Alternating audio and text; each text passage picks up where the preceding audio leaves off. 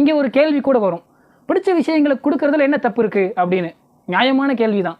உலகத்தில் இயங்குகிற எல்லா விதமான வியாபாரங்களுமே இப்படி தான் இயங்குது.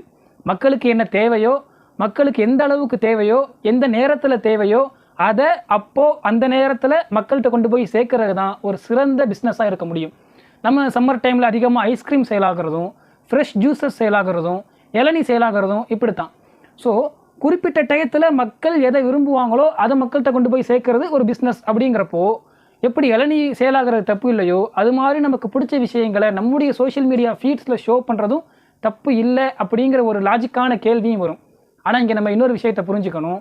அந்த பிஸ்னஸ்க்கும் சோஷியல் மீடியாவில் நடக்கிற இந்த விஷயத்துக்கும் இடையில் ஒரு பெரிய வித்தியாசம் இருக்குது.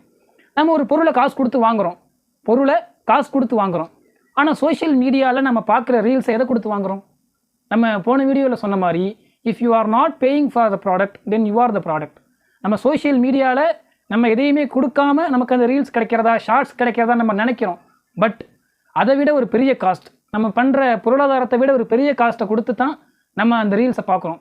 அதுதான் நம்முடைய கவனம், நம்முடைய கான்சன்ட்ரேஷன்.